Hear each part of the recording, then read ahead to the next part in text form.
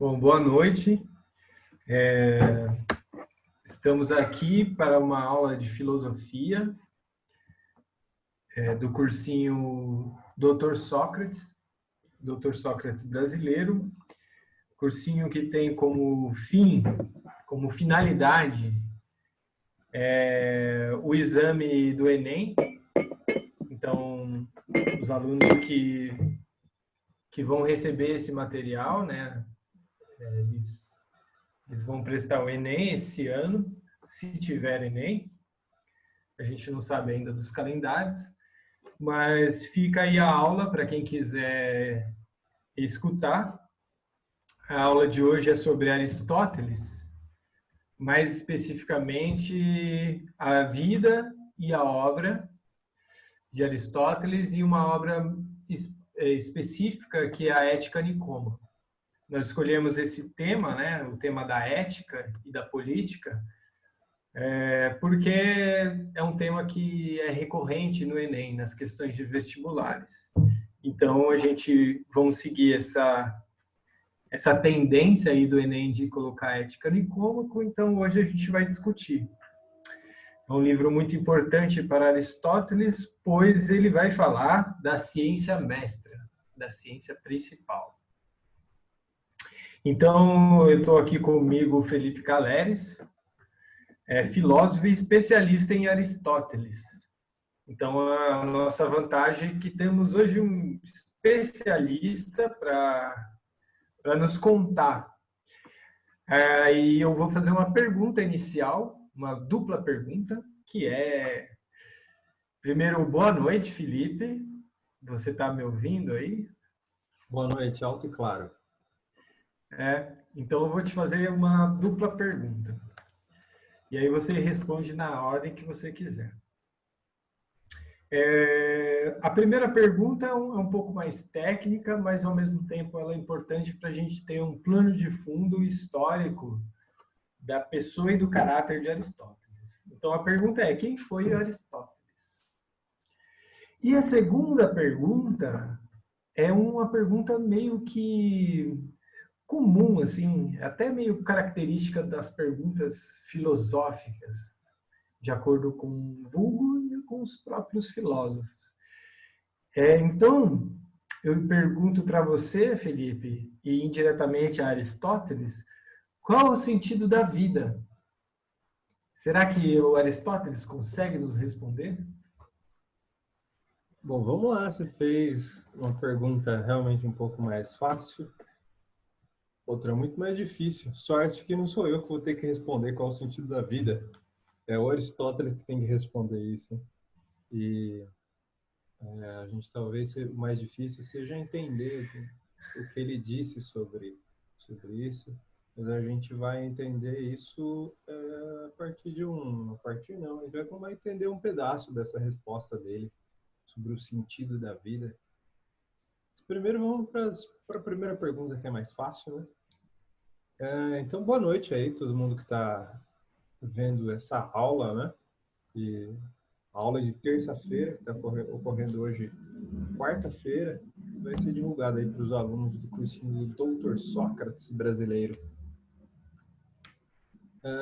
Então, boa noite para todo mundo. A gente ainda não se conhece, mas pessoalmente a gente não se conhece. Mas nas aulas anteriores a gente já comentou sobre filósofos. A gente comentou sobre os filósofos pré-socráticos, aqueles que vieram antes de Sócrates, e sobre a filosofia de Platão. A gente comentou na última aula sobre o mito da caverna. E Aristóteles não está distante desses filósofos, muito perto. E aqui eu mostro para vocês uma vida e obra do Aristóteles, ou mais a vida dele. E nesse esqueminha que a gente tem aí, do Aristóteles, mostra que ele nasceu no ano 384 a.C. Ele nasceu em Estagira, no norte da Grécia. Então é conhecido como o Estagirita, por ser simplesmente ter nascido em Estagira. Ele nasceu, então, cerca de 13 anos depois da morte de Sócrates. Ele não conheceu Sócrates. Sócrates morreu em 399 antes de Cristo. A gente já teve a oportunidade de falar que Sócrates morreu condenado pela justiça da época, condenado a uma cicuta, e que Sócrates foi quem estimulou Platão a estudar filosofia a partir de um conhecimento de si, a partir de estudos sobre questões éticas, sobre universais. Esse era o Sócrates. A gente está agora aqui pensando o seguinte, que esse filósofo, Aristóteles, ele era filho de Nicômaco. Eu gostaria de ter escrito aqui essa palavra para vocês, mas logo a gente vai vê-la. Nicômaco, que é o nome da ética, para quem ele escreveu essa ética. A Nicômaco. Pode ter sido o pai dele, que chamava Nicômaco, ou o filho dele, que também chamava Nicômaco. O pai dele era médico, e o pai dele foi médico de Amintas II, rei da Macedônia. Um grande império, mais a leste da Grécia, a Macedônia. E ele era médico do rei, então ele tinha uma posição elevada, apesar da medicina. A medicina não era, naquela época, uma posição de grande destaque. Os médicos eram profissionais de ajuda no trato das pessoas, mas não tal como, especialmente nos dias de hoje, de pandemia, a gente pede grande auxílio à medicina e confia na medicina. Naquele momento, a medicina ainda estava nascendo e era ali importante que os médicos estabelecessem, de acordo com o discurso racional, a autoridade que eles propunham. O pai dele era médico. Mas um acontecimento trágico na história da vida dele é quando, na adolescência, ele perde ambos os pais. Os pais deles morrem. E quando ele é adolescente, com 17 anos, ele decide se mudar para Atenas. Não é a capital da Grécia naquela época, porque a Grécia não era um país, eram várias cidades-estados independentes, mas que tinham relações comerciais e culturais compartilhadas. Ele se muda para Atenas com 17 anos e entra na Academia de Platão.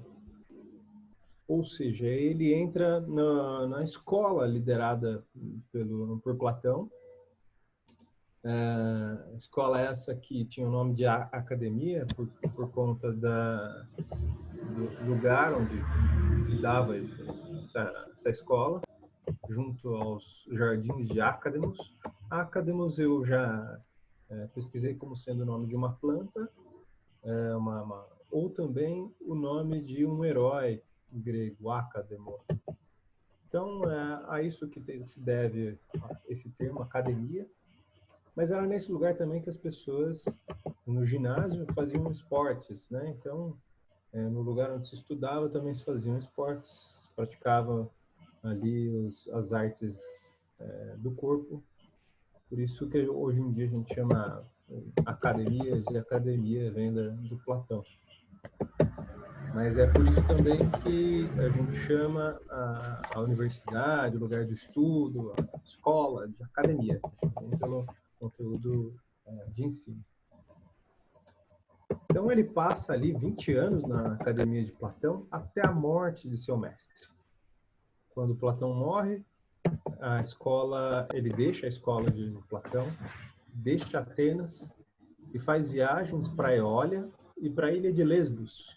E ali ele passa algum tempo da sua vida fazendo pesquisas, conhece-se as pesquisas sobre biologia dele, sobre diversos animais, características de diversos animais, anatomia de diversos animais, que provavelmente tenha sido desse tempo, na ilha de Lesbos, que ele escreveu sobre isso. Até que em 343 a.C., Felipe II, rei da Macedônia, chama Aristóteles para ser tutor, professor, né, do seu filho Alexandre, que mais tarde vai ser conhecido como Alexandre o Grande, grande conquistador da Macedônia. A gente vê aí uma relação com a família real da Macedônia, né, que a família de Aristóteles sempre teve, e se renova essa relação. Ele vai então para a Macedônia e permanece lá por algum tempo, até o assassinato de Felipe II. E nesse momento, em 338 ou 336, há esse assassinato. Alexandre é coroado, né? Ele se torna rei da Macedônia e vai então para suas invasões, para a expansão, né, do Império Macedônico para o leste. Um momento de grande conturbação política internacional. Ele então sai ele não vai junto com Alexandre para o leste, ele permanece ali por algum tempo nas províncias que a gente conhece como os Balcãs, e não se sabe muito bem o que ele sabe, que ele estava nos Balcãs, mas estava ali estudando. Ele não, por conta dessa relação com esse império que estava em grande expansão política e territorial, ele permanece um pouco sem fazer grande alarde sobre a sua existência por algum tempo, até que em 334 ele retorna a Atenas, e em Atenas ele funda a sua própria escola, batiza essa escola de Liceu, nome que hoje em dia também é dado ao colegial. Em alguns lugares se chama o colegial de Liceu. Algumas escolas têm o nome de Liceu, em referência a essa escola de Aristóteles, que, segundo alguns, foi a primeira universidade do mundo na qual se estudavam as diversas matérias que Aristóteles se dedicava, que variavam entre a política, a ética, a medicina, a biologia, a física, a matemática, a psicologia, digamos assim, de alguma maneira. Não é a psicologia tal como a gente entende hoje, mas o estudo das relações entre a alma e o corpo. E então, Aristóteles passa aí nessa escola até o fim da sua vida, até que em 322, Aristóteles morre com 62 anos. Ele deixa propriedades em Atenas, e a gente tem acesso ao seu testamento, no qual ele liberta alguns escravos. Sim, eles existiam escravos naquela época, e ele liberta alguns escravos.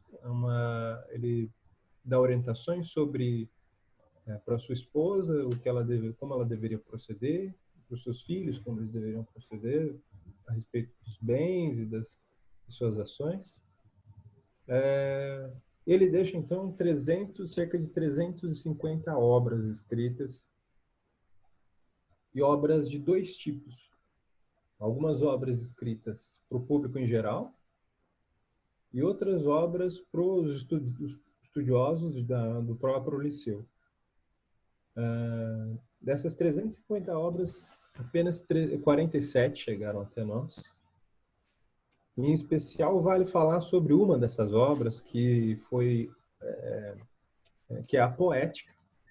A Poética, ela foi retratada num filme e num livro, o livro do Umberto Eco, italiano, e o filme que tem como no papel principal, o filme chama O Nome da Rosa, no papel principal Sean Connery, que é um dos primeiros 007.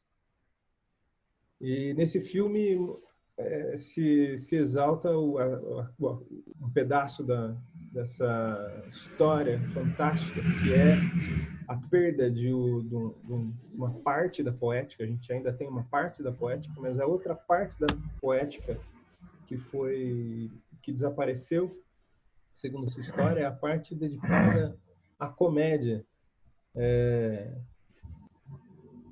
Talvez pela grande expressão do catolicismo daquela época, pensando que toda risada, todo riso seria pecaminoso.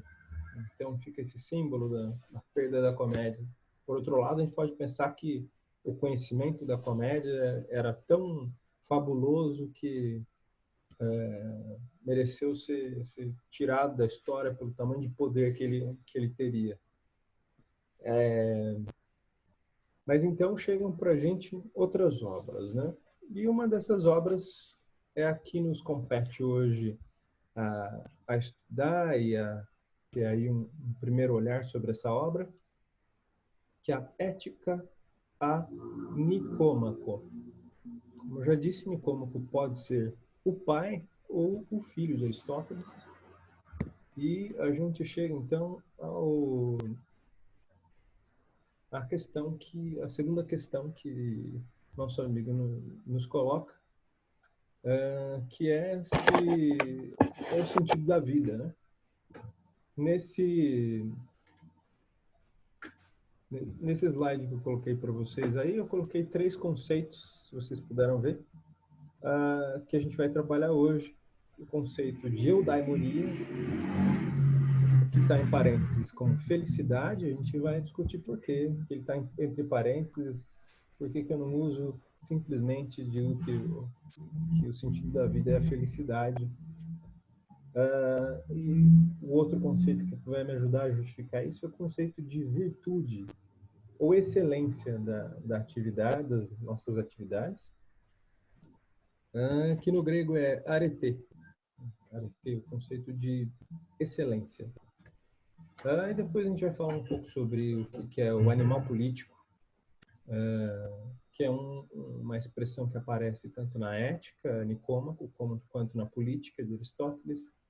E é importante, vai cair numa das questões que a gente vai dar uma olhada hoje, sobre esse termo animal político. É bom a gente saber para não confundir, saber bem o que é, para não ser enganado na hora das questões.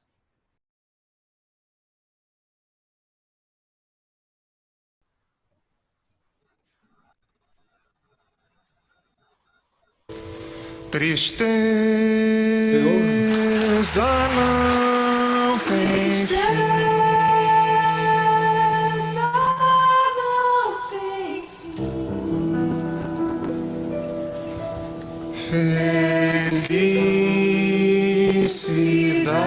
Felicidade, sim. A felicidade é como a pluma que o vento vai levando pelo ar. Voa tão leve, mas tem a vida breve, precisa que haja vento sem parar. A felicidade do pobre parece a grande ilusão do carnaval. A gente trabalha o ano inteiro por um momento de sonho, pra fazer a fantasia de rei ou de pirata ou jardineira, e tudo se acabar na quarta-feira. Tristeza não tem fim, felicidade sim. Tristeza não tem fim, felicidade sim. A felicidade é como a gota de orvalho numa pétala de flor. Brilha tranquila, depois de leve oscila e cai como uma lágrima de amor. A minha felicidade está sonhando nos olhos da minha namorada. É como essa noite passando em busca da madrugada. Falem baixo, por favor, pra que ela acorde alegre como o dia, oferecendo beijos de amor. Tristeza não tem fim. Tristeza não tem fim. Tristeza não tem fim. Tristeza não tem fim.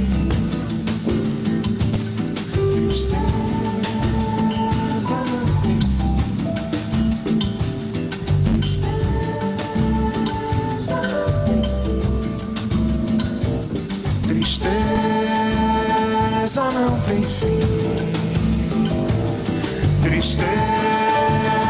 Tristeza não tem fim. Tristeza não tem fim. Tristeza não tem fim. Tristeza não tem fim.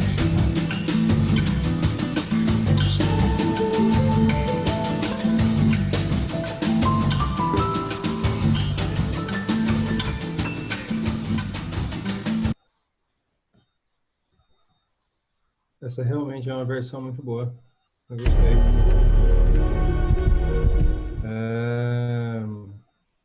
Bom, a gente está então vendo essa música e vendo um refrão que se repete no final de maneira muito interessante, né? Tristeza não tem fim. A tristeza não tem fim tem uma ambiguidade aí, né, nessa letra muito interessante, que é a tristeza não tem finalidade, ela não tem, mas ela também não acaba, né? Esses dois sentidos estão no jogo da música. A tristeza não tem finalidade, a tristeza não tem término, ela não acaba. Quando uma coisa não tem término, não quer dizer que ela não tenha um objetivo. São dois significados distintos. E além disso, dizer a continuidade do refrão que diz: a felicidade sim tem fim, né? A felicidade tem, e daí esses dois sentidos também estão presentes nessa ambiguidade. A felicidade ela acaba, e a felicidade também tem propósito. Isso mostra esse conceito de felicidade como um conceito contemporâneo, em que, no nosso entender, né, moderno e contemporâneo, da felicidade como algo passageiro, algo que é sentido em algum momento e que a gente sente, logo passa, e quando você reflete sobre a felicidade, ela já passou. E a letra trata disso, né? Pensa a felicidade como uma gota d'água em cima de uma pétala de rosa. Uma imagem muito bonita da gota d'água, né? Quando você consegue visualizar a gota em cima da pétala da rosa, ela fica uma bolinha bem redondinha, dá para ver dentro da gota d'água, é algo muito bonito. Mas a pétala de rosa é muito lisa, então qualquer movimento, qualquer vento, ela joga a gota para baixo e pronto, a gota foi embora e ela se acaba, a gota, não tem mais gota ali. Então tem um fim, né? Um término, no sentido de término, a gota d'água. Então a gente colocou esse significado aí para pensar o contraponto, a contraposição, diferente do conceito antigo, que vai pensar a felicidade a partir da ação, né? E como a gente já vinha dizendo na primeira parte dessa aula, o Aristóteles concebe o ser humano como sendo alguém que tem uma finalidade, que ele tem uma essência, e que existe no ser humano algo que é mais superior nele, que é mais excelente, que é a razão, e que é a sua capacidade de viver em comunidade e produzir em comunidade. Então, a gente pode pensar o quanto que sozinhos, jogarmos nós largados e pelados no meio do mato, sozinhos, a nossa dificuldade de viver vai ser gigantesca, mesmo com todo o nosso conhecimento que a gente herdou, mesmo alguém que tenha lido todos os livros sobre tudo na sobrevivência da história da humanidade. Agora, se essa mesma pessoa está num grupo com 500 pessoas, nossa habilidade se multiplica de modo exponencial e a gente consegue sobreviver, não só sobreviver, mas viver, produzir agricultura, produzir tecnologia, produzir bem-estar para as pessoas e consegue ainda mais. A gente consegue produzir piada, consegue produzir humor, consegue produzir política, consegue produzir uma infinidade de coisas enquanto humanos quando a gente está junto. A gente está aqui compartilhando as coisas com os outros, assim como a gente está fazendo isso agora. A função, né, de um cursinho não é só fazer com que essa informação que está aqui dentro da minha cabeça, dentro da cabeça do professor Capella, passe magicamente para vocês, mas não, é construir coisas juntos. Esse é o grande objetivo, senão a gente estava sozinho nessa jornada. Então, se existe, então, uma grande capacidade para se desenvolver essa. Um outro ponto interessante é pensar cada coisa tem uma finalidade. Então, se eu tenho um martelo, a finalidade do meu martelo é colocar pregos para dentro da madeira. Se eu tenho uma seringa, essa seringa pode ser para tirar sangue, para colocar uma vacina dentro do corpo de alguém. Tudo tem uma finalidade. Então, Aristóteles está se perguntando sobre isso. Quando o Capella pergunta aqui do meu lado, qual é o sentido da vida? O Aristóteles coloca essa pergunta nesses termos. Qual é a finalidade do ser humano? Se tudo na vida tem uma finalidade, o ser humano deve ter uma finalidade também. Então, essa finalidade é expressa por essa ideia de um sumo bem que o ser humano pode alcançar. Esse sumo bem é compreendido como a eudaimonia, essa finalidade. Mas, muito diferente da ambiguidade que a gente viu na música, essa finalidade não vai ser pensada segundo a noção de término, de acabamento, né? Mas em termos de atividade, algo que você faz e enquanto você está fazendo, é possível pensar na eudaimonia, em termos de atividade. E qual é essa atividade? São atividades de acordo com a excelência, ou seja, o melhor modo de realizar essa atividade. Então, o termo grego para isso é arete, a excelência, que a gente pode traduzir também por virtude. Toda virtude se opõe, então, ao vício. A gente vai pensar no vício, né? A virtude e o vício. Mas o que é a virtude e o vício? Bem, a virtude, por um lado, é um modo excelente de realizar uma ação, né? O vício não é simplesmente a repetição. A gente pensa no vício geralmente a partir da noção do vício das drogas, o vício da bebida. Isso também é considerado como um vício por Aristóteles, mas num outro sentido.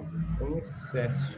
É isso que caracteriza isso que a gente diz como vício. A pessoa tem um vício. Ela é viciada em videogame, ela é viciada em programas de fofoca na tarde, que passam na tarde da televisão. Porque não é porque ela assistiu uma vez programa de fofocas que ela é viciada. Ela tem que assistir muitas vezes para que nós possamos dizer que essa pessoa está viciada no programa de fofocas. Então, o Aristóteles vai pensar que existem uma série de atividades que nós fazemos nessas relações humanas que podem estar entre o vício e a virtude. Vamos lá, exemplos dessas atividades.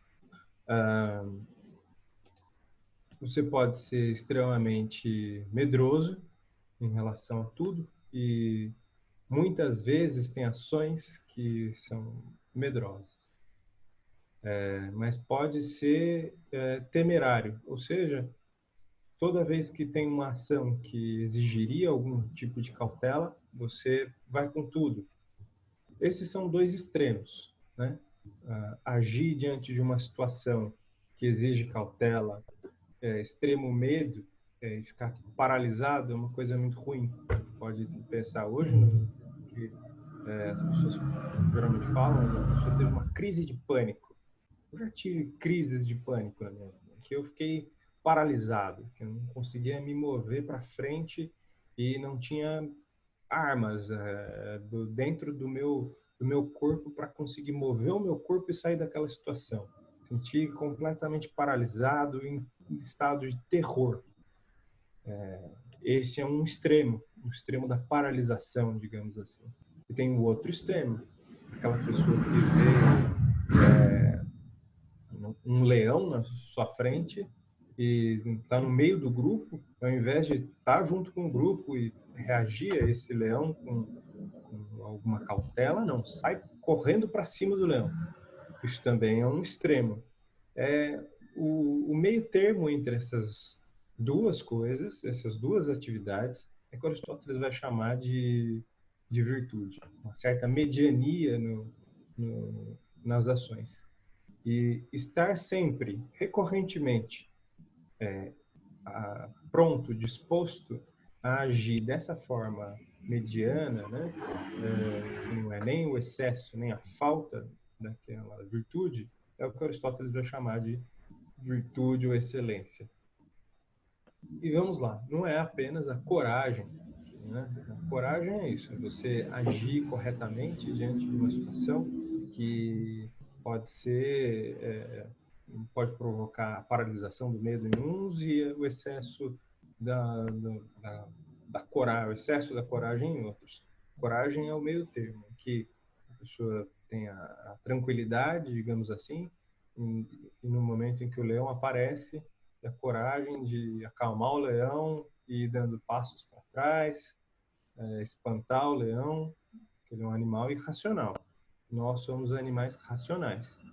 Nós não precisamos agir como animais, né? A gente não tem essa necessidade. A gente pode conseguir agir como seres racionais. Mas não é simplesmente o raciocínio simples da mente que calcula, né? A gente tem que esse modo de agir frente ao leão é algo que a gente conquista durante a vida, durante a educação desde criança, que a gente cultiva bons hábitos. Essa é uma expressão forte para a gente pensar na medida em que a gente está falando sobre atividades que são cultivadas e que levam-nos a estar sempre dispostos a agir de modo virtuoso. O termo ética vem disso, vem de ethos, que a gente pode traduzir por hábito, aquilo que nós estamos acostumados a fazer, um certo costume da ação, tal como alguém está sempre habituado a responder a uma situação de perigo sempre de modo corajoso, na hora que uma situação chega, ele vai agir segundo o seu hábito, segundo seu ethos. É disso que a ética nicômaco trata. Então é interessante pensar essa relação entre a ética como uma descrição da ação virtuosa, das ações virtuosas, que são um conjunto de ações virtuosas que vão ser pensadas como constituindo a eudaimonia. Então, a eudaimonia é um conjunto, uma pessoa que, para ser dita que é alguém que é um eudaimon, ou alguém que é feliz, né? É alguém que vai ter esse conjunto de virtudes, e que tem uma disposição moral que foi cultivada desde a infância por um hábito bom, por uma educação que leva a um hábito bom, e uma educação, e não uma educação intelectual meramente, mas uma educação do hábito moral, do hábito de como se comportar com relação, digamos, às suas emoções, né? Eu vou dar mais um exemplo para a gente pensar, entender o âmbito que estão as virtudes. Um outro exemplo de virtude é a honra. né? Aristóteles diz que a ambição é uma coisa que faz muito bem para o ser humano, que é a ambição, não a ambição de realizar bens para si próprio, mas que são reconhecidos publicamente, mas a ambição de realizar ações que são ações públicas e que alcançam reconhecimento público. Imaginem alguém que tem uma grande ideia de, por exemplo, construir uma usina hidrelétrica. Essa pessoa vai ter um grande reconhecimento público. Aristóteles diria que é muito bom essa pessoa almejar esse grande reconhecimento público por construir uma usina hidrelétrica que vai colocar luz na casa de milhões de pessoas. Existe aí o extremo e a falta de novo. O extremo da ambição pode ser uma pessoa que almeja o reconhecimento público, muitas vezes, só pelo reconhecimento público, sem consideração pelo motivo pelo qual essa pessoa está sendo considerada publicamente. E tem um outro extremo, que é a falta de vontade de ser reconhecido publicamente, o que também vai ser um defeito. Aquela pessoa que é tímida, fala, não, eu não quero nada não quero nenhum reconhecimento público, eu não quero aparecer para os outros como alguém que realiza coisas de domínio público. Então, vejam, quem é essa pessoa que realiza todas essas virtudes de maneira excelente? É essa pessoa que realiza todas essas virtudes, a virtude da coragem, da ambição, da honra, que vai ser a pessoa que a gente vai considerar como sendo a pessoa feliz. Muito diferente, então, do conceito de felicidade como um estado psicológico, né, em que a pessoa se sente contente. Aquele que realiza todas essas ações, porque tem um hábito para realizar essas ações de modo virtuoso, essa pessoa vai ser considerada como feliz, como virtuosa e, portanto, feliz. Acho que assim a gente entende de maneira sucinta um grande tema da filosofia aristotélica, uma parte que é muito interessante e um livro que eu recomendo a todos lerem, porque ele trata da vida prática, que é a Ética Nicômaca. É um livro que foi escrito para todos lerem, muitas pessoas até hoje têm se beneficiado dessa leitura para repensar, não é para simplesmente ficar nesse livro como uma receita de como viver, porque ele não dá essa receita. Ele simplesmente traz um outro tipo de padrão para a gente viver. É um padrão que pensa a vida, as habilidades humanas de uma maneira mais ampla. Conhecer um pouco mais da natureza humana faz bem para a gente.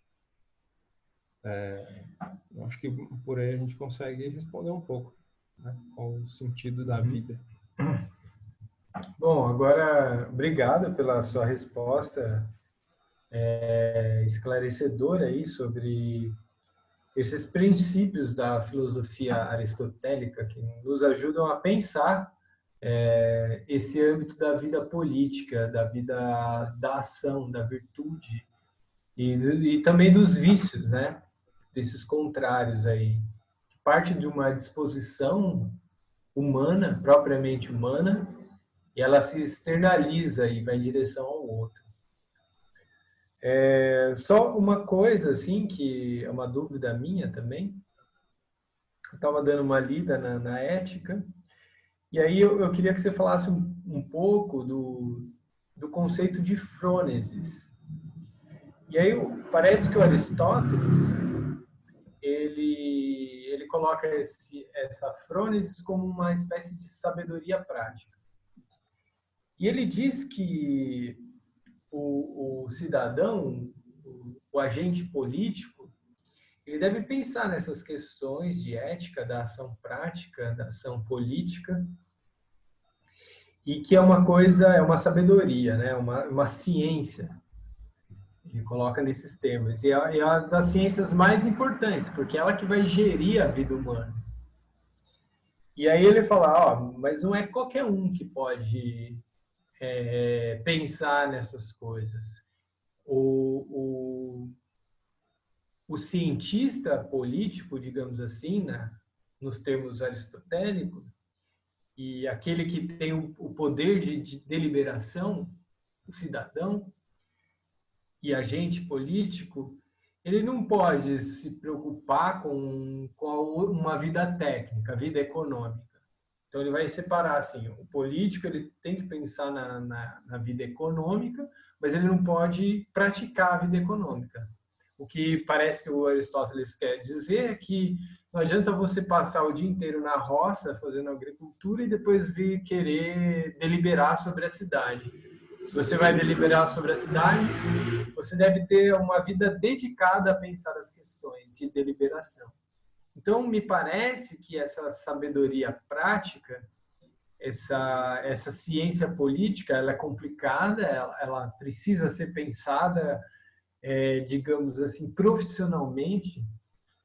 E essa sabedoria política você vai adquirir na medida que você emprega todas as suas, todo o seu pensamento, toda a sua sabedoria nesse tipo de ciência. Então, eu queria que você, se você puder, assim, nos esclarecer, por que para o Aristóteles, e talvez na cultura grega, na qual ele viveu, faça mais sentido que a nossa, por que essa ciência mestra, ela precisa dessa frônese, dessa sabedoria, e de um certo modo, eu interpreto até como uma espécie de ócio, né? Parece que o ser que pensa a política, ele não pode se preocupar com outras coisas da vida técnica, digamos assim. Para responder essa questão, eu quero trazer de volta, comparar o Aristóteles com um outro filósofo que a gente vinha vindo, né? Pensando, a gente está aqui, os três filósofos que a gente está chamando a atenção nesse momento. O primeiro deles aqui, Sócrates, o segundo, Platão, e o terceiro, Aristóteles. Da esquerda para a direita, em ordem de idade, né? E para fazer essa comparação ficar mais interessante, eu acho que a gente tem que pensar ainda numa outra imagem. Só estou colocando eles aqui para mostrar os três filósofos. Tem bustos deles, foram feitos depois, né, depois desse momento em que eles viveram, são bustos modernos. E aí está a Escola de Atenas, imagem que a gente já mostrou antes, Escola de Atenas do Rafael, pintada pelo pintor Rafael. No centro da imagem, e aqui eu vou... E você sabe que eu encontrei o Sócrates, né? Você encontrou o Sócrates aí? Encontrei o Sócrates. Ele está aqui, ó, à esquerda da imagem, atrás do Alcebiades. O Alcebiades é esse que está de capacete. Ele está apontando o dedinho dele assim, atrás do Alcebiades ou não? Não, o Sócrates ele está vestido de marrom, essa cor aí de burro quando foge. Não sei o nome dessa cor. Ele está na roda do Alcebiades. Ok. Do lado desse cara de roxo. Do lado de roxo. Sócrates. Então ele está aí, né? Mas ao centro, vamos lá, ao centro da imagem. É interessante saber que o Sócrates estava aí, porque parecia até a nossa última aula que o Sócrates tinha faltado para essa grande... Mas daí eu encontrei o Alcebiades. Eu encontrei o Alcebiades e logo perto eu já encontrei o Sócrates.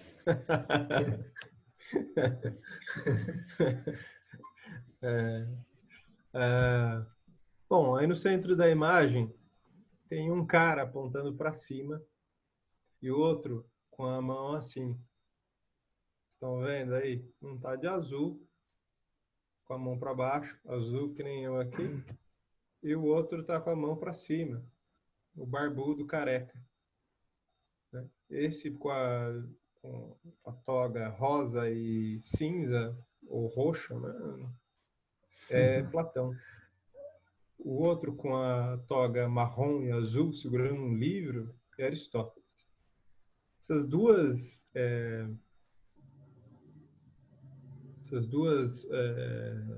gesticulações, né? Esses dois gestos, eles significam bastante. Na República, Platão aponta para cima, dizendo que a gente vai encontrar a resposta para a causa das coisas nas ideias. As ideias são a causa das coisas. E Aristóteles aponta para baixo, né? Dizendo que não, é na própria realidade as coisas são causa das coisas mesmas. E tem Então, uma simbologia, né? Tem uma diga. simbologia aí das mãos, né? Que o Platão, ele levanta o dedo assim, e aí significa que tudo aponta, tudo emana de uma ideia só, que é a ideia de bem, né? Uhum. E lá que você tem que mirar. Já o Aristóteles, ele está com a mão aberta, ele aponta para baixo, mas ele aponta com a mão, né, Aberta, legal. inteira, mostrando que você tem que tatear as coisas com os sentidos. E a mão aberta significa os 5 sentidos, né? Tem essa interpretação que eu acho muito interessante, né? Enquanto ele fala, ó, existe lá no Logos uma ideia da verdade. Enquanto o outro fala assim, não, é aqui que você tem que tatear as coisas e usar os seus sentidos para descobrir, né, quais são essas causas. Bom, é muito legal. Eu agradeço, Capela. Eu não tinha pensado sobre essa mão aberta ainda, os 5 sentidos. Adorei. E daí vamos voltar à questão que o Capela colocou. A questão dele é sobre a frônesis, né? A frônesis é o termo grego que a gente está traduzindo aqui como sabedoria prática. E ele coloca uma questão muito interessante, porque essa sabedoria prática, ela tem a ver justamente com essa mão do Aristóteles voltada para baixo, que diz que é uma sabedoria não de algo que pode ser pensado como na matemática, que é uma sabedoria sobre uma ciência exata, em que o resultado de um cálculo se dá pela soma dos seus fatores e tal, e que é previsível que toda vez que eu some 2 e 2 sempre seja 4, e só que existe um outro tipo de sabedoria. Esse outro tipo de sabedoria é saber agir diante de uma situação que não se repete nunca. A situação nunca é igual a outra, né? A gente sempre vai ter situações semelhantes na vida, e existe essa virtude, que é a virtude de saber escolher como agir da melhor maneira possível para aquela situação particular específica. Isso traz um elemento muito importante para a gente discutir, que é toda ação, toda prática, ela se dá em relação ao particular. Ou seja, não é uma situação que sempre vai se repetir, que mesmo com uma semelhança com outra situação, ela sempre vai estar dada numa certa circunstância. Então, é uma situação prática, então particular, de um certo momento, e que exige a escolha daquele que age. E essa escolha, ela é aí que está a virtude da frônesis, a virtude intelectual, a gente poderia dizer. Ou a sabedoria prática, a virtude intelectual ou sabedoria prática, é a frônesis. Isso eu trago de novo o Platão para responder a questão e comparar com Aristóteles. Ambos são críticos da democracia, tal como ela se dava na Grécia, né? Mesmo eles viam vantagem sim na democracia, não eram críticos simplesmente porque condenavam a democracia, mas eles viam a democracia certo decaimento da sociedade ateniense. Isso se dava porque eles viam pessoas participando dos debates públicos, o que era muito diferente do que pensar a democracia hoje. Se eles vissem a democracia organizada em um poder executivo, um poder legislativo, um terceiro poder judiciário, e cada pessoa, um conjunto de pessoas discutindo em cada uma dessas três instâncias, e então realizando uma decisão a partir dos pesos e contrapesos que a democracia impõe a partir dessas três instâncias, eles iam achar isso tudo muito interessante. Mas para eles isso seria completamente diferente do que eles concebem como democracia. Seria um exercício das pessoas opinando e fazendo o seu exercício de legisladores no comércio, nas praças, na escola. A democracia seria exercida como isso. A gente teria hoje, como exemplo da democracia muito próxima da democracia ateniense, algo mais parecido com as opiniões, pessoas opinando no Facebook. Isso para eles seria mais próximo de uma democracia.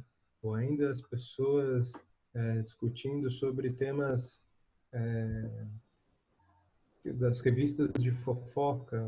A gente não lê mais revista hoje em dia, né? Mas canais de fofoca, como a gente tinha falado, aquilo lá seria mais próximo do que a democracia, que são as pessoas trazendo suas opiniões em geral sobre a questão. Então é nesse caso que eles viam um decaimento da democracia, porque ela gera esse tipo de situação. Na medida que as pessoas estariam ali, daí a gente traz a questão que a Capela colocou, não é só sobre o que é a frônesis, mas quem é o frônimos, essa pessoa que tem sabedoria prática e que tem o controle aí da poder para exercer leis, para legislar, né?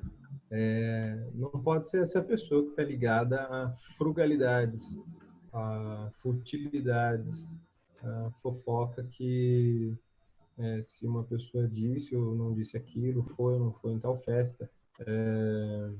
O que a política, né, a política no alto escalão muitas vezes faz. Eu vou citar um exemplo aqui, isso é só um exemplo hipotético, isso não acontece, mas, por exemplo, um presidente, ele reclama que o Drauzio Varela errou e ele também pode errar, é um exemplo do quanto que esse tipo de crítica à democracia que eles estavam preocupados. Então, o que Aristóteles está chamando a atenção é que o exercício da frônesis deve ser constante e pela constância do hábito, essa pessoa deve estar afastada dessa vida pública em que é necessário muitas vezes o contato com conversas particulares e que não dizem respeito ao interesse público, ao interesse geral. As pessoas têm que estar preocupadas com o interesse público, com o interesse geral, e as questões particulares podem atrapalhar aí o exercício dessa pessoa, enquanto alguém que cultiva o hábito das decisões e deliberações sobre o que é geral. Acho que é interessante pensar isso como um problema, né? Não é uma questão posta aqui como simplesmente, como posso dizer, como a melhor solução que a gente pode pensar para a questão do legislador, pensar o legislador como aquele que não conhece as questões práticas, que ele não exerce nenhuma atividade. Isso para a gente é completamente, pode parecer completamente indevido, né? Quando você tem alguém que não é comerciante, não é arquiteto, não é engenheiro, não é funcionário de fábrica, não é vendedor de esquina, e não tem contato nenhum com a vida pública e ainda assim pede para si o, o cargo de legislador. Bem, esses são os nossos políticos, né?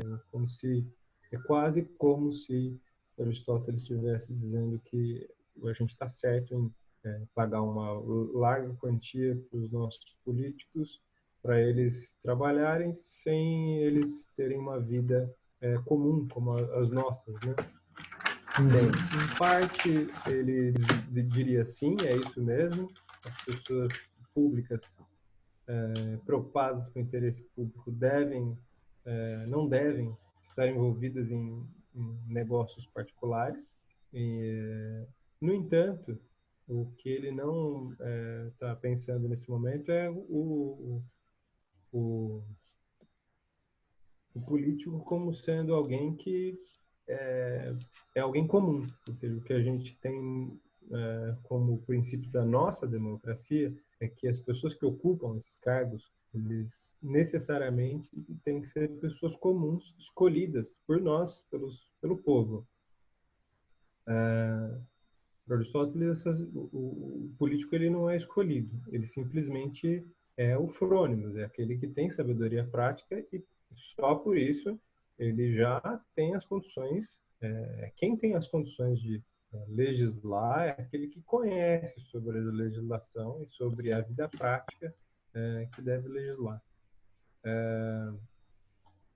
Bom, eu acho que por aí a gente compreende assim de maneira um pouco mais ampla, né?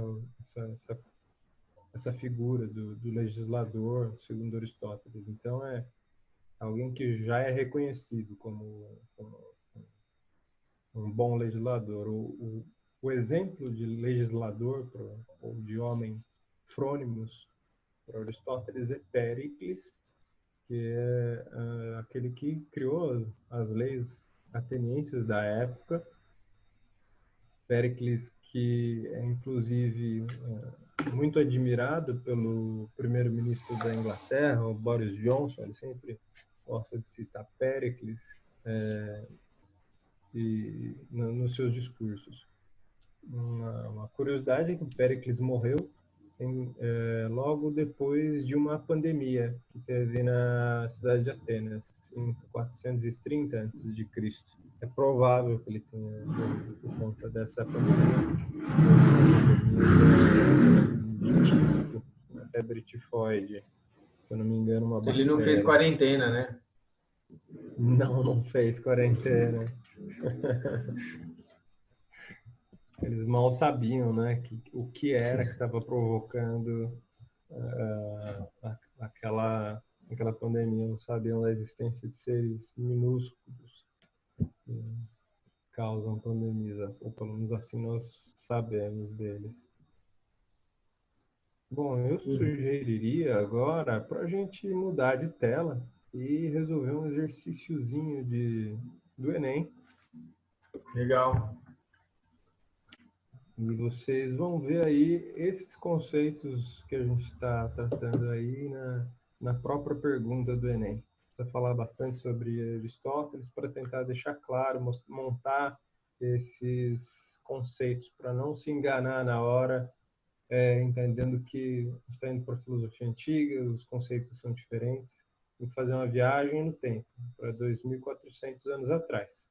Então, os conceitos e as palavras não são as mesmas, foram escritas em grego antigo e significavam outra coisa para os gregos, mas eles ainda trazem conceitos interessantes para a gente pensar. Então, vamos lá. Questão do Enem de 2017.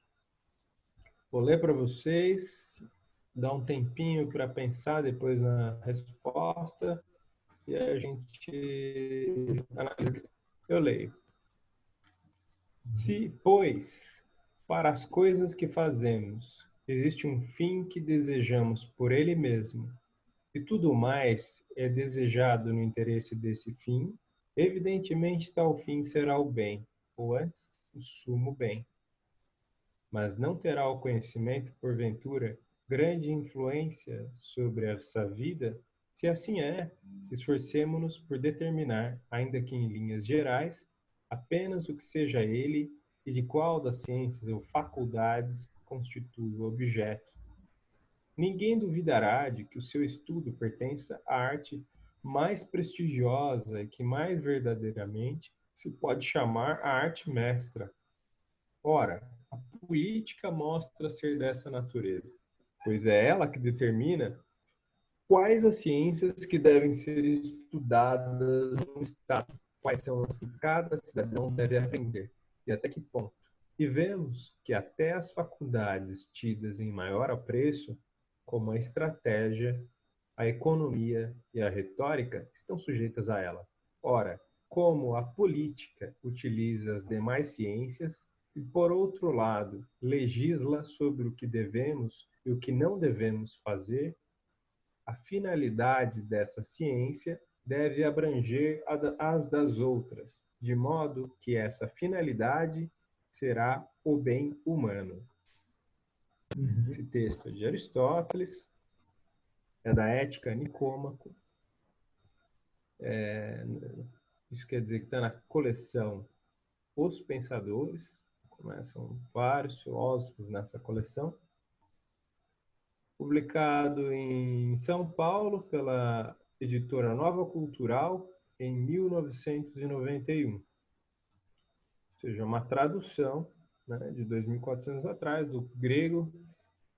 Ele está aqui adaptado da própria tradução, especialmente para a pergunta do Enem. Vamos às perguntas. Para Aristóteles, a relação entre o sumo bem e a organização da polis pressupõe que a. O bem dos indivíduos consiste em cada um perseguir seus interesses. B. O sumo bem é dado pela fé de que os deuses são os portadores da verdade. C.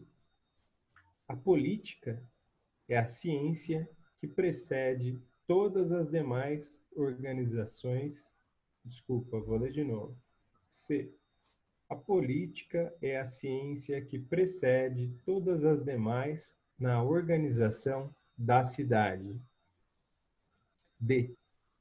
A educação visa formar a consciência de cada pessoa para agir corretamente. E. A democracia protege as atividades políticas necessárias para o bem comum. Bem, acho que um detalhe para conseguir responder essa questão é entender uma pequena palavrinha que está aqui, polis, né? Diz assim, para Aristóteles, a relação entre o sumo bem e a organização da polis pressupõe que, bom, a polis é o que a gente conhece como a cidade, é o termo que está em política, né? A política é a organização da cidade, a organização da polis. Político é aquele que cuida da organização da polis, que é o legislador. Então, polis é sinônimo aí de cidade, ou de cidade-estado, na medida que é uma cidade que tem a sua própria lei, que é independente das outras. Essa é a cidade grega. Por isso que está aí polis, e não simplesmente cidade. As nossas cidades, né? A cidade de São Paulo, a cidade de São Carlos, a cidade de Campinas, são todas cidades que não têm uma legislação própria. Elas são regidas pela Constituição Federal. Elas têm legislações particulares que são parte submetida à legislação federal. Pois bem, vejamos os elementos da primeira alternativa. O bem dos indivíduos consiste em cada um perseguir seus interesses. Bom, eu não me lembro em nenhum momento do nosso trecho que a gente leu, que essa afirmação tenha algum sentido com o que a gente leu antes. Mas vamos ver o que poderia ser. A gente tem que observar, né, com critério, ver se essa afirmação tem um contrário dela. Essa é a estratégia, né? Ver se tem um contrário. Se tiver um contrário, então ela é falsa. É isso que a gente tem que procurar. O verdadeiro e o falso. Então, vou ler mais uma vez. Se, pois, para as coisas que fazemos existe um fim que desejamos por ele mesmo, e tudo mais é desejado no interesse desse fim, evidentemente, tal fim será o bem, ou antes, o sumo bem. E daí a gente já pode perguntar, bom, a partir só dessa leitura, dessa pequena frase, dessa primeira frase, pode dizer que a alternativa A está errada, ela é falsa? Bom, eu diria que sim, que já é possível a partir dessa primeira frase. Como?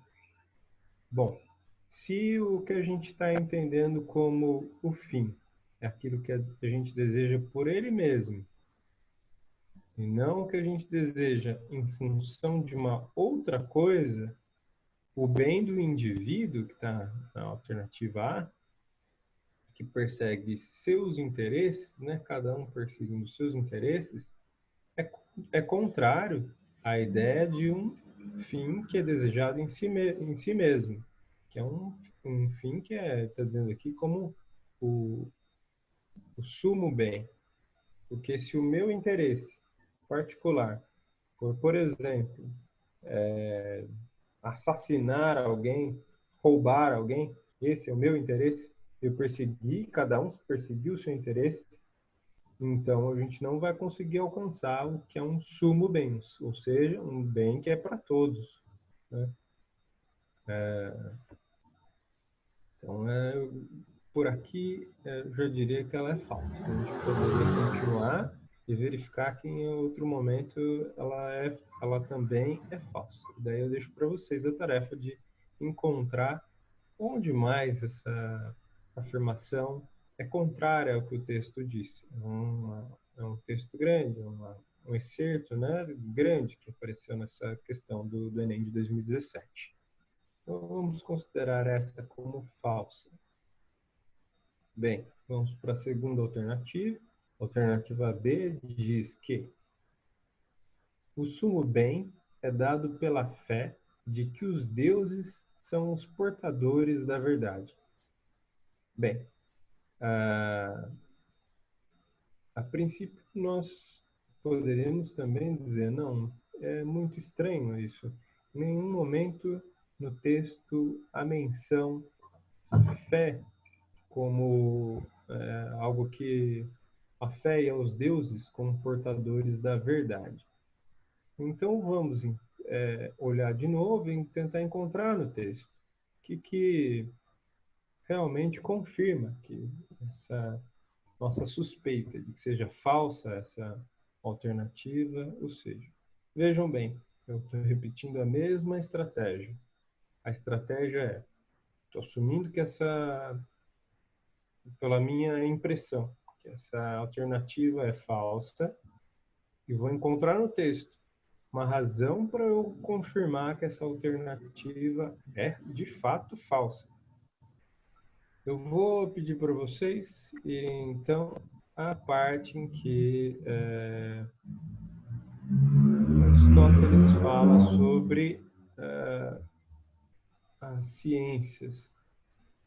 Acho que a segunda linha já pode dar alguma dica. Isso. A terceira mata a charada. A terceira mata? Você pode me auxiliar nessa, Capela? Posso.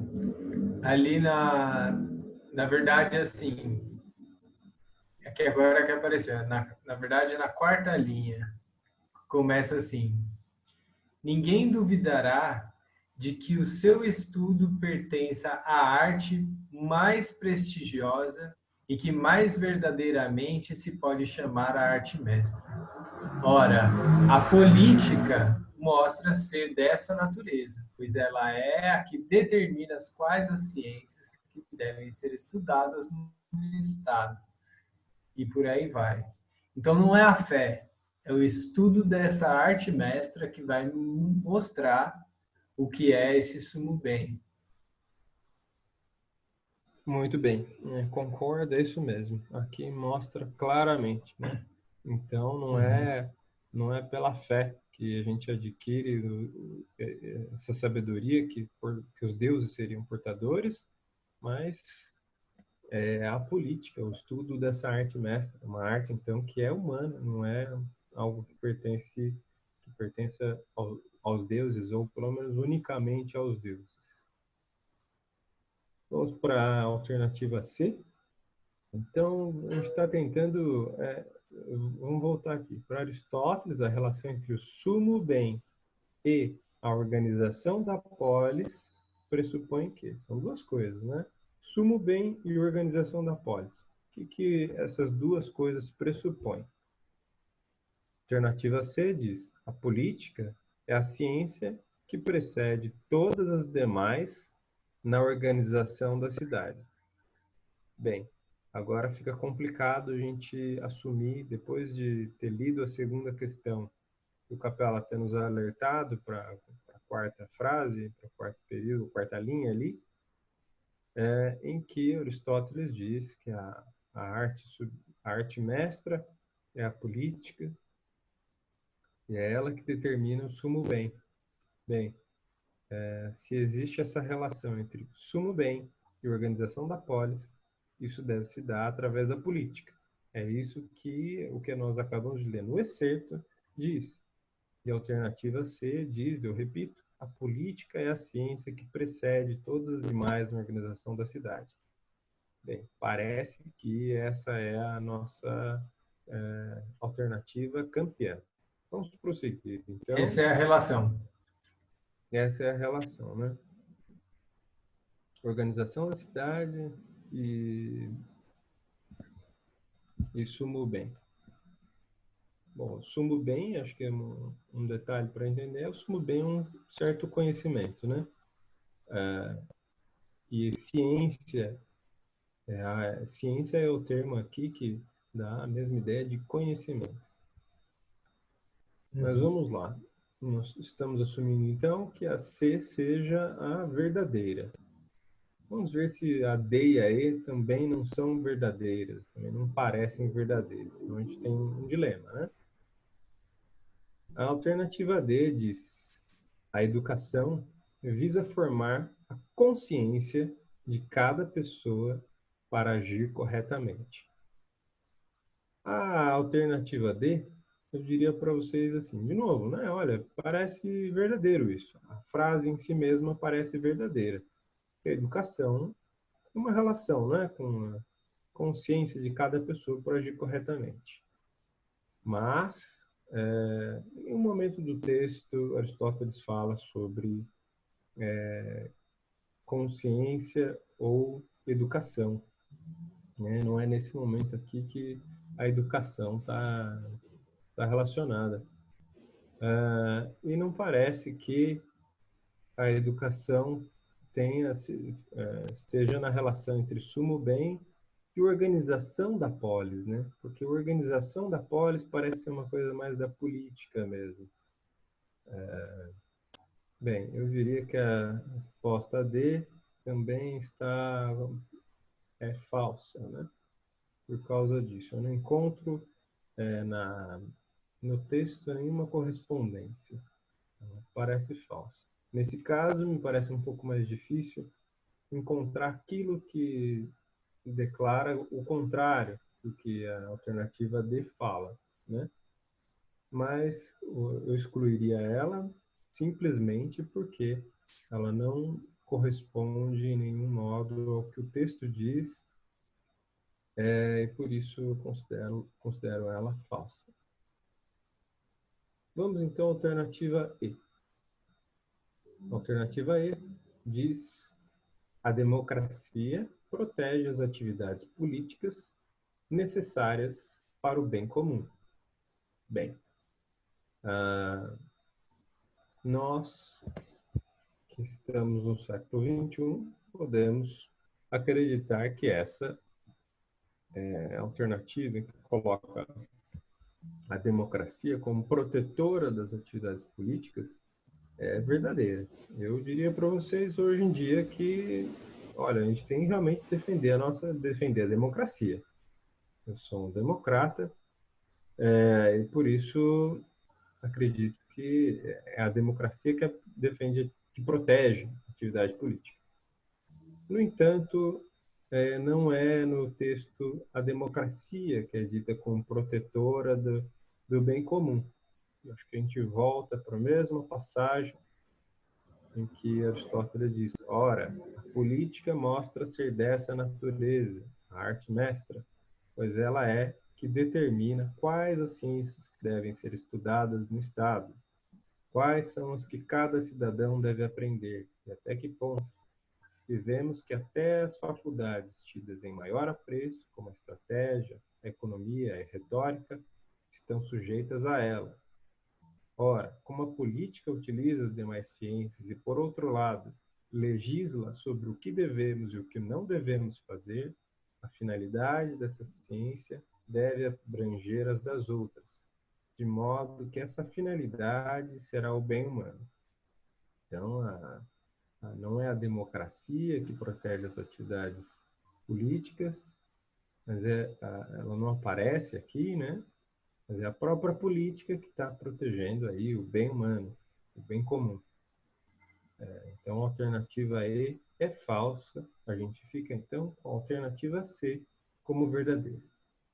Então, só para terminar a análise dessa questão, eu queria fazer notar a necessidade de sempre recorrer ao excerto. Nunca imaginar se a alternativa por ela mesma, sem relação com o excerto, está certo ou errado. É o excerto que vai dar a verdade da alternativa. Então, a gente teve 4 passos aqui. Um excerto, uma relação de 2 termos, daí são os dois outros passos, entender o que é sumo bem, o que é organização da polis, entender o que liga essas duas coisas, o que pressupõe essas duas coisas, sumo bem e organização da polis. E a partir dessas duas relações, desses 2 conceitos, sumo bem e organização da polis, comparados com o texto que a gente leu, é que a gente chega, então, à alternativa certa, que só tem uma, e é a alternativa C. Política é a ciência que precede todas as demais na organização da cidade. Legal. E essa resolução que você deu, ela serve de modelo geral, né? Porque você falou sobre Aristóteles, sobre a ética Nicômaco e resolveu um problema de Aristóteles tirado da ética Nicômaco. Mas vale lembrar que se você tiver atenção para interpretar o texto, tiver essa técnica de isso é o que o texto diz, ou isso é o contrário ao que o texto diz, ou isso não tem nada a ver com o que o texto diz. Então, pensar nisso ajuda de uma maneira técnica, mesmo que caia um filósofo, um assunto que você não estudou, mas que você tem uma certa perspicácia de interpretar o texto e saber aonde que está a pegadinha, digamos assim, você pode acertar a questão. Então, mais uma questão de calma, atenção e não ter medo, ter coragem de analisar o texto, né?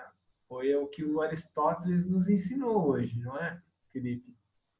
Quando você tem a virtude Certamente. do conhecimento e a calma, né? Então, as questões do Enem são como o leão. Se você travar, você não resolve. O tempo passa e você não vai passar no vestibular.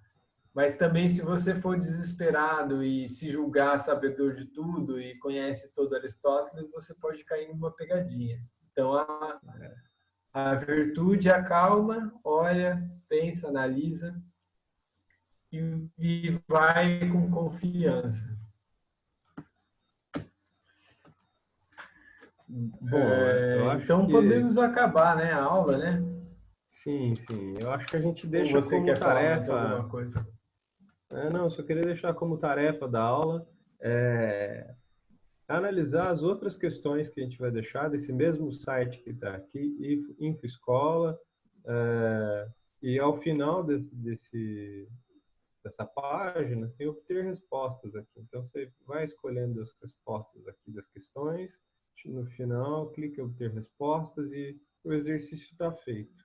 Já cumpriu sua tarefa de hoje, que é estudar um pouquinho de filosofia. Estudando filosofia, você não vai estar só compreendendo filósofos, mas fazendo esse exercício que o Capela falou de compreender a técnica de responder essas questões, que é importante também.